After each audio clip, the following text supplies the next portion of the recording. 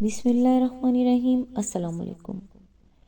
کسی پر آنکھیں بند کر کے بھروسہ مت کریں۔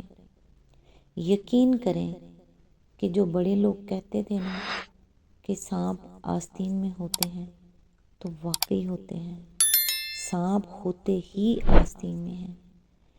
آج انشاءاللہ سورہ اللیل کی آیت نمبر 13 سے سٹارٹ کریں گے۔ اس کا ترجمہ اور تفسیر تفہیم القرآن سے بیان کروں گی جو اہل سنت جماعت کے لیے ہے۔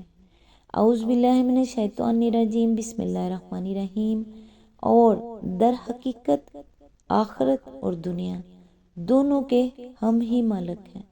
اس کی تفسیر ہے، اس ارشاد کے کئی مفہوم ہیں اور یہ سب صحیح ہیں۔ ایک یہ کہ دنیا سے آخر تک تم کہیں بھی ہماری گرفت سے باہر نہیں ہو، کیونکہ دونوں جہانوں کے ہم ہی مالک ہیں۔ دوسرے یہ کہ ہماری ملکیت دنیا اور آخرت دونوں پر بہرحال قائم ہے، خواہ تم ہماری بتائی ہوئی راہ پر چلو یا نہ چلو۔ گمراہی اختیار کرو گے تو ہمارا کچھ نہ بگاڑو گے، اپنا ہی نقصان کر لو گے، اور راہ راست اختیار کرو گے تو ہمیں کوئی نفع نہ پہنچاؤ گے، خود ہی اس کا نفع اٹھاؤ گے۔ تمہاری نافرمانی سے ہماری ملکیت میں یعنی ہمارے ملک میں کوئی کمی نہیں ہو سکی، اور تمہاری فرما برداری سے اس میں کوئی اضافہ نہیں ہو سکتا۔ تیسرے یہ کہ دونوں جہان کے مالک ہم ہی ہیں۔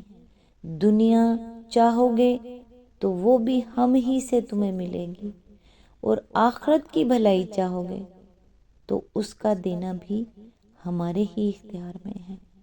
یہی بات ہے جو سورہ آل عمران آیت نمبر 145 میں فرمائی گئی ہے کہ وَمَن يُرِدْ ثَوَابَ الدُّنْيَا نُؤْتِهِ مِنْهَا وَمَن يُرِدْ ثَوَابَ الْآخِرَةِ نُؤْتِهِ مِنْهَا، یعنی جو شخص ثواب دنیا کے ارادے سے کام کرے گا اس کو ہم دنیا ہی میں سے دیں گے، اور جو ثواب آخرت کے ارادے سے کام کرے گا اس کو ہم آخرت میں سے دیں گے۔ اور اسی کو سورہ شورى آیت نمبر 20 میں اس طرح بیان فرمایا گیا ہے کہ من کان یرید حرث الآخرۃ نزد لہ فی حرثہ ومن کان یرید حرث الدنیا نؤتہ منہا وما لہ فی الآخرۃ من نصیب، یعنی جو کوئی آخرت کی کھیتی چاہتا ہے اس کی کھیتی کو ہم بڑھاتے ہیں، اور جو دنیا کی کھیتی چاہتا ہے اسے دنیا ہی میں سے دیتے ہیں، مگر آخرت میں اس کا کوئی حصہ نہیں ہے۔ تشریح کے لیے ملاحظہ ہو تفہیم القرآن جلد 1 سورہ آل عمران حاشیہ نمبر 105، جلد 4 سورہ شورى حاشیہ نمبر 27۔ آیت نمبر 14، پس میں نے تم کو خبردار کر دیا ہے بھڑکتی ہوئی آگ سے۔ آیت نمبر 15، اس میں نہیں جھلسے گا مگر وہ انتہائی بدبخت۔ آیت نمبر 16، جس نے جھٹلایا اور منہ پھیرا۔ آیت نمبر 17، اور اس سے دور رکھا جائے گا وہ نہایت پرہیزگار۔ آیت نمبر 18، جو پاکیزہ ہونے کی خاطر اپنا مال دیتا ہے۔ اس کی تفسیر ہے، اس کا یہ مطلب نہیں ہے کہ نہایت شقی کے سوا کوئی آگ میں نہ جائے گا، اور نہایت متقی کے سوا کوئی اس سے نہ بچے گا، بلکہ یہاں مقصود انتہائی متضاد کرداروں کو ایک دوسرے کے مقابلے میں پیش کر کے ان کا انتہائی متضاد انجام بیان کرنا ہے۔ ایک وہ شخص ہے جو اللہ اور اس کے رسول کی تعلیمات کو جھٹلا دے اور اطاعت کی راہ سے منہ پھیر لے۔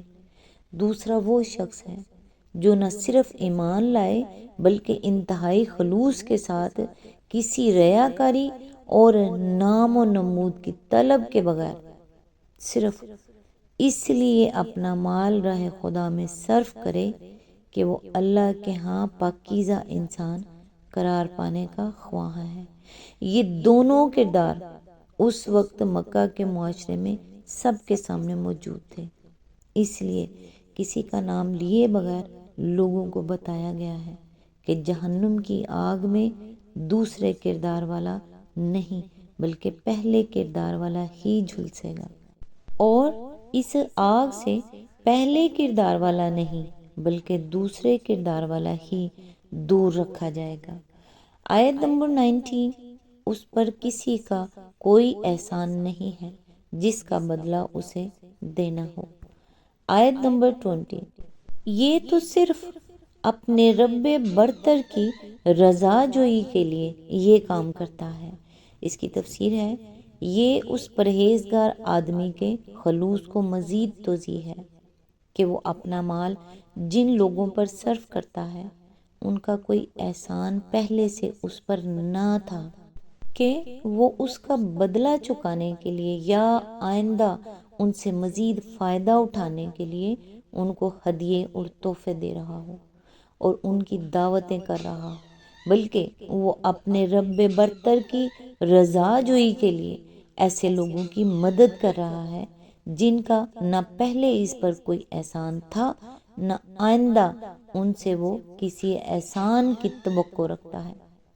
اس کی بہترین مثال حضرت ابوبکر کا یہ فعل ہے کہ مکہ معظمہ میں جن بے کس غلاموں اور لونڈیوں نے اسلام قبول کیا تھا اور اس قصور میں جن کے مالک ان پر بے تحاشا ظلم توڑ رہے تھے، ان کو خرید کر وہ آزاد کر دیتے تھے تاکہ وہ ان کے ظلم سے بچ جائیں۔ ابن جریر اور ابن عساکر نے حضرت عامر بن عبداللہ بن زبیر کی یہ روایت نقل کی ہے کہ حضرت ابو بکر کو اس طرح ان غریب غلاموں اور لونڈیوں کی آزادی پر روپیہ خرچ کرتے دیکھ کر ان کے والد نے ان سے کہا کہ بیٹا، میں دیکھ رہا ہوں کہ تم کمزور لوگوں کو آزاد کر رہے ہو، اگر مضبوط جوانوں کی آزادی پر تم یہی روپیہ خرچ کرتے تو وہ تمہارے قوت بازو بنتے۔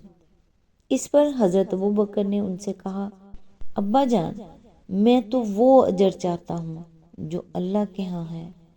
آیت نمبر 21، اور ضرور وہ اس سے خوش ہوگا۔ اس کی تفسیر ہے، اس آیت کے دو معنی ہو سکتے ہیں اور دونوں صحیح ہیں۔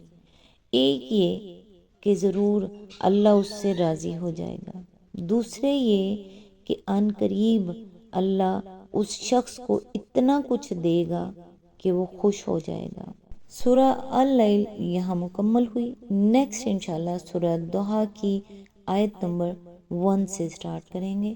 اللہ تعالیٰ سے دعا ہے، پاک پروردگار، یہ جتنا کچھ میں پڑھ رہی ہوں اور لوگ سن رہے ہیں، اگر اس میں کوئی غلطی، کوئی کوتاہی مجھ سے ہو گئی ہے، کیونکہ میں انسان ہوں، انسان غلطی کرتا ہے، تو میرے پروردگار مجھے معاف کر دینا اور ان لوگوں کے ذہنوں سے اسے نکال دینا جنہوں نے اسے سنا ہو۔ اللہ تعالیٰ سے دعا ہے کہ وہ ہم سب کو قرآن پاک پڑھنے کی اور اسے سمجھنے کی توفیق عطا فرمائے۔ اللہ تعالیٰ ہمیں اپنے راستے پر چلنے والا بنائے۔ پاک پروردگار، ہمارا ہاتھ پکڑ کے رکھنا، ہمیں بھٹکنے نہ دینا، ہمیں گمراہ نہ ہونے دینا، ہمیں اپنے نیک بندوں میں رکھنا میرے مالک۔ یا الہی، ہم بہت گناہ گار ہیں، بس پروردگار تیری رحمت کا آسرا ہے، اپنا فضل کر، اپنی رحمت کر اور اپنے گناہ گار بندوں کو معاف کر دے۔ یا اللہ، ہمیں نیکی کے راستے پر چلنے والا بنا دے، ہمیں برائی سے بچا، شیطان کے شر سے محفوظ رکھ، اور پاک پروردگار دجال کے دجل سے محفوظ رکھنا۔ یا اللہ، برے لوگوں کی بری نظر سے محفوظ رکھنا۔ یا الہی، ہمارے گھروں میں خوشیاں، سکھ، سکون اور سلوک اتفاق قائم کرنا۔ آمین ثم آمین۔ نیکسٹ ویڈیو تک کے لیے دعاؤں میں یاد رکھیے گا۔ اللہ حافظ۔